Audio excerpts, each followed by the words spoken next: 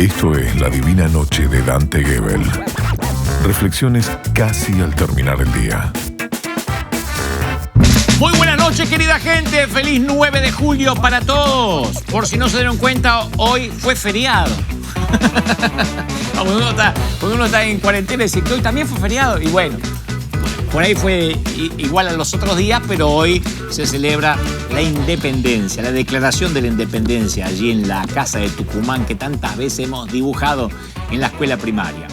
En la Feria Mundial de 1889 de París, más de 100 artistas entregaron sus planos para diseñar lo que iba a ser la pieza central de la ciudad, la obra maestra de la Exposición Universal. Y el ganador fue un ingeniero llamado Alexander Gustave Eiffel, quien propuso una torre de 300 metros de altura, el edificio más alto del mundo en esa época. Fíjate que hoy sería un chiste 300 metros, ¿no? Y los escépticos se burlaron del diseño, decían que era inútil, que era un montón de hierros. Eiffel la llamó justamente la Dame de Fer, o sea, la dama de hierro. Porque él dijo, ¿y por qué no hacer algo de hierro? Esa fue su frase, ¿por qué no? 3 palabras, ¿por qué no? Ese por qué no de Gustave Eiffel, me dan ganas de decirle Gustavo, ¿no? Al Argento, ¿no? Pero en realidad es Gustavo. Gustavo Eiffel es lo que hizo posible la famosa torre. Pero Eiffel mismo dio gracias a los 72 científicos, a los ingenieros, a los matemáticos, con lo que formó un equipo de arquitectura. Después estaban los 300 remachadores, los herreros, los carpinteros, los que ensamblaron ese rompecabezas de 18.038 piezas de hierro forjado, que tardaron 2 años, 2 meses y 5 días en ensamblar. Y no nos olvidemos del equipo acrobático que Eiffel contrató para ayudar a los obreros que tenían que mantener el equilibrio sobre vigas que eran muy estrechas cuando había fuertes ráfagas de viento. Así que si hoy existe la torre, si hoy alguien tiene la locura del romance, de sacarse una foto con la Torre Eiffel detrás, hay que darle las gracias no solo a los acróbatas, sino a la Intendencia de la ciudad de París, que en 1909 votó para no derribar la torre porque se había extinguido el permiso, era por 20 años la torre, y expiró. Entonces, después de 20 años le iban a tirar abajo y votaron para que se mantuviera hasta la fecha, que hoy es todo un ícono en Francia. Y todo empezó con un arquitecto que dijo, ¿y por qué no? ¿No? ¿Y por qué no? 4 palabras y decimos, ¿y por qué no? Y después, ese por qué no fue creado por personas que se combinaron en 1.000.000 de maneras diferentes para hacer posible esa pregunta. ¿Y por qué no? Ese momento, cuando Gustave Eiffel pensó, ¿por qué no? Marcó una diferencia exponencial en el tiempo, hasta la fecha. Entonces yo siempre digo, tus por qué no, mis por qué no, no solo cambian la trayectoria de nuestra vida, sino el curso de la historia. Cada logro, desde, no sé, un premio Nobel hasta los Oscars de la Academia, comienzan con una pregunta. ¿Y por qué no? ¿Por qué no hacer una película diferente? ¿Por qué no hacer un libro distinto? Otro tipo y una historia parecida a la anterior, pero un poquito más contemporánea.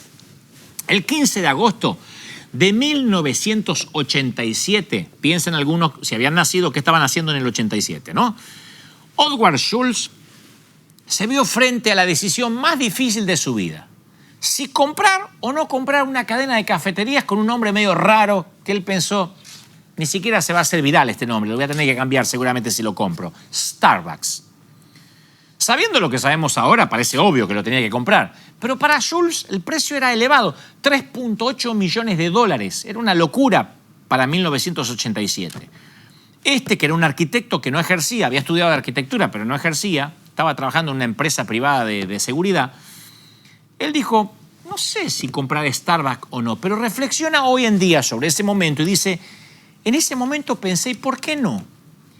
Si yo no aprovecho la oportunidad, si no salgo de mi zona de comodidad y lo arriesgo todo, si dejo que pase mucho tiempo, mi momento va a pasar y por ahí lo compra otro. Yo sabía, dice él, lo escribe en su memoria, que si no aprovechaba esa oportunidad la iba a repetir en mi mente toda mi vida, preguntándome, ¿y por qué no lo hice? Howard Schultz tomó la decisión crucial de renunciar a ser parte de la seguridad privada. Era una especie de cuidador nocturno, tampoco era que era de la seguridad secreta de la Casa Blanca. Y siguió su pasión relacionada con el café. Las acciones de Starbucks se hicieron públicas 5 años después que él lo compró, en 1992, y fueron las segundas acciones que más movimiento tuvieron en el mismo día que salió a la bolsa. Y cuando la campana al final del día marcó que se terminó la jornada, la capitalización en el mercado era de 273 millones de dólares. Y había invertido 3.8. O sea, casi menos de 4 palos verdes con un préstamo. O sea, en la actualidad Starbucks tiene 16.580 negocios en 40 países con unos beneficios que alcanzan casi los 5.000 millones de dólares. Y tiene 137.000 empleados en todo el mundo.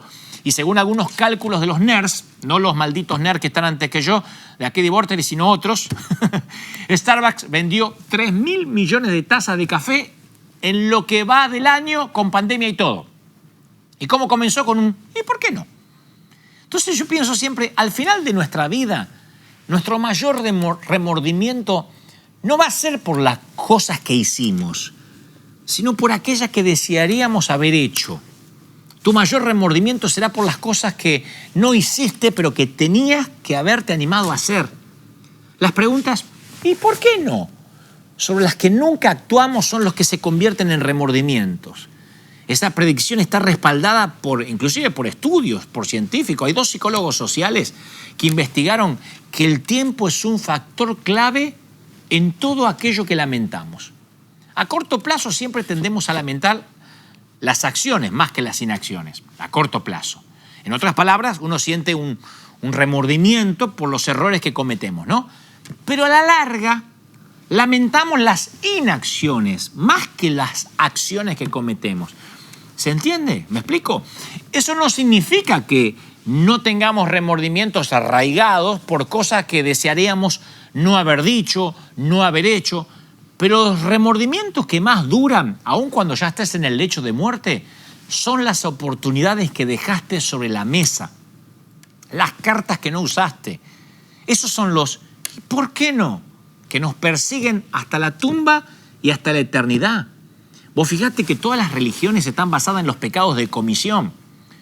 O sea, se practican los dogmas, no hagas esto, no hagas aquello y vas a estar bien. No cometas tal pecado, no hagas.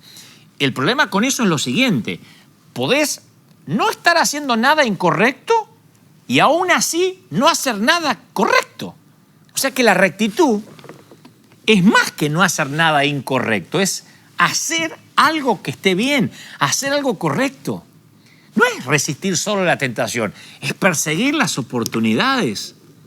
Corrección o integridad mediante sustracción, mediante no hagas, no digas, es jugar para no perder. Rectitud, por acción, por hacer, por decir, ¿y por qué no? Eso es jugar para ganar. Decir, ¿y por qué no? Y arriesgarse. Cualquier cosa menos que esa da como resultado el remordimiento. Cuando yo estaba en la secundaria, una de las materias que me fascinaba era la historia. Me fascinaba. De hecho, sigo siendo hasta el día de hoy adicto a la historia. Me gusta. No soy Felipe Piña, pero le pongo corazón, le pongo ganas, ¿no? Y técnicamente la historia es el estudio de acontecimientos pasados, de cosas que ya no están, lo que sucedió realmente. Pero hay una rama de la historia, la teoría contrafactual, mejor dicho, ya dije mal, contrafactual, sí, porque confractual es otra cosa, sí existe, pero no creo que exista. Contrafactual, que hace las preguntas, ¿y si? Que es muy similar a, ¿y por qué no? ¿Y si? Es muy similar a, ¿por qué no? Considerar las realidades alternativas que podrían haber surgido si las bisagras de la historia hubieran girado hacia el otro sentido. Se dice que es la pregunta favorita de los historiadores, ¿no? Lo contrafactual. ¿Y si Belgrano no hubiese creado la bandera? ¿Qué hubiese pasado? ¿Y si no se hubiese declarado la independencia aquel 9 de julio de 1816 en Tucumán? ¿Y si Maradona no le hacía el gol a los ingleses? ¿Y si en el 90 ganábamos la final con Alemania? ¿Y si no regresábamos a la democracia con Raúl Alfonsín en 1983? O sea, mantengámonos en esa línea. La teoría contrafactual es simplemente un ejercicio de pensamiento contrafactual. Y no es solamente un ejercicio útil para los historiadores, es un ejercicio para cualquier persona. El pensamiento contrafactual es una dimensión crítica a la hora de establecer metas y tomar decisiones. Es pensar, como digo siempre, fuera del molde. Es ir contra la corriente. Es la capacidad divergente de reimaginar alternativas. Es, ¿y si haría otra cosa? ¿Y si hubiese hecho aquello? Y son también los momentos decisivos, los momentos críticos de nuestras vidas. La neuroimagen mostró que a medida que envejecemos, nuestro centro cognitivo de gravedad cambia del lado derecho imaginativo del cerebro al lado izquierdo lógico. O sea que en algún momento la mayoría de nosotros dejamos de vivir por la imaginación y comenzamos a vivir por la memoria, por lo que recordamos. Y ese es el día que dejamos de crear el futuro y comenzamos a repetir el pasado, con todo lo malo que eso pueda tener también. Es el día que uno deja de vivir por la esperanza, por la fe, y comienza a vivir por la lógica. Es el día que uno deja de soñar con los ¿y por qué no? Como soñó Gustav Eiffel, ¿no? O Jules con Starbucks. Y terminamos conformándonos con, bueno, si tan solo me hubiese animado. Son los momentos, ¿por qué no? Cuando se concibe un sueño, cuando se toma una decisión, cuando se corre un riesgo. Una de esas revelaciones yo la tuve durante los últimos años de mi vida, en estos últimos años, porque me di cuenta que yo soy mi propio historiador. Me di cuenta en estos años, yo digo estos últimos, pero los más recientes, no porque me quede pocos años de vida, espero que no, pero los más recientes, porque uno tiene que ser estudiante de su propia historia. Tenemos que aprender las lecciones y hacer uso de los errores y unir los puntos entre causa y efecto, ¿no? ¿Te preguntaste qué pudo haber pasado en tu vida si tomabas esa decisión que no te animaste por cobardía, por timidez, por temor al rechazo? Yo me lo planteé un montón de veces en todos estos años y eso hizo que nunca más dejara pasar una oportunidad, lleve el riesgo que lleve. La frase que más me hiela la sangre es: así pudo haber sido mi vida. Y la podés completar como quieras. Así pudo haber sido tu vida. Si le dabas aquel beso, si renunciabas al trabajo, si peleabas por lo que amabas, si decías lo que sentías, si callabas en vez de hablar o hablabas en vez de callar. Yo estoy seguro que habrías ocasionado un futuro paralelo al que hoy conoces. La vida no sería tal como la concebís si te hubiese regalado ¿y por qué no? O sea, con sus defectos, con sus virtudes, todo habría sido diferente. Aún así, yo soy de los que opinan que nunca es demasiado tarde para volver a ese lugar donde nos desviamos y tomar una decisión correcta. Yo soy la idea, me gusta pensar optimistamente que soy de la idea de los que nunca es demasiado tarde. Yo tengo un libro que se llama El amor en los tiempos del Facebook, que tuve la fortuna y providencia de vender muchísimos, más de 1 millón, y es uno de los libros de los cuales estoy más orgulloso. El amor en los tiempos del Facebook, un homónimo, una suerte de homenaje al título del gran Gabo, ¿no? Gabriel García Márquez. El amor en los tiempos del cólera. Y al final de la vida, yo digo en ese libro, nunca te vas a arrepentir por los besos que diste y sí por los que dejaste de dar. Por los que no tuviste valor de pedir o simplemente la audacia de robarlo. Nunca vas a arrepentirte por haber dicho 1000 veces te amo, pero sí vas a sufrir por aquella ocasión donde no lo dijiste ni siquiera una vez. Nunca diste aquel beso porque no te animaste. Y si ella o él resultaba ser la persona que te iba a acompañar el resto de tu vida, buena pregunta para un 9 de julio, ¿eh? Imagínate que un día suena el teléfono y tuvieras esta inverosímil conversación, o escucharas esta conversación, sea del lado que estés. Hola, por favor, con... Sí, habla ella. ¿Con quién hablo? Ah, ¿qué tal? No sé si te acordás de mí. Yo soy... Y estaba enamoradísimo de vos, ¿te acordás? Sí, pero eso fue hace más de 20 y tantos años, ¿sí? 29 años, para ser exactos. ¿Te acordás? ¿Y cómo se te ocurrió llamarme? No, te llamo, perdóname, pero te quería preguntar si sos feliz. Y ella dice, no entiendo la pregunta. No, eso, si sos feliz. Pero es que no sé qué decirte, dice ella. Qué raro. Me estás llamando después de 29 años para decirme si soy feliz. No sé nada de vos. Hace casi 30 años me llamás para preguntarme si soy feliz. Y él dice, es que me gustaría besarte. ¿Qué?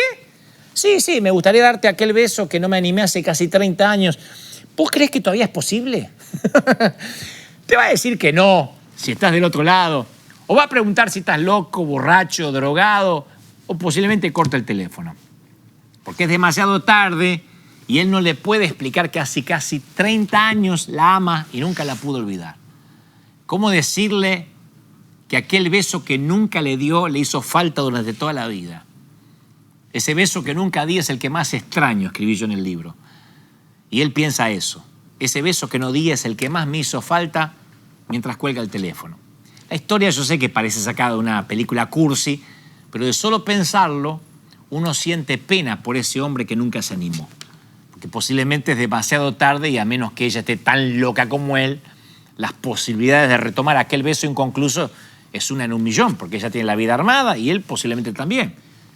Pero en una de esas, él, ¿y por qué no?, abre la posibilidad que nunca es demasiado tarde para escribir un gran final cinematográfico.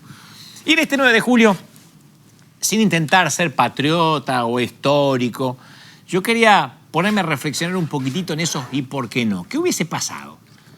¿Qué se hubiese pasado si no celebrábamos la independencia ya en 1816? ¿Qué hubiese pasado si dabas aquel beso? ¿O si lo hubieses robado? ¿Qué hubiese pasado si decías lo que sentías? ¿Qué hubiese pasado si no estudiabas ahí, si te hubieses mudado, si te hubieses casado, si te hubieses divorciado? No sé. ¿Qué hubiese pasado? A mí me fascina pensar en esa teoría contrafactual, porque me hace pensar que hay un montón de posibilidades paralelas, un montón de futuros que no se han escrito y que puedo escribir en cualquier momento. Me fascina esa potencialidad.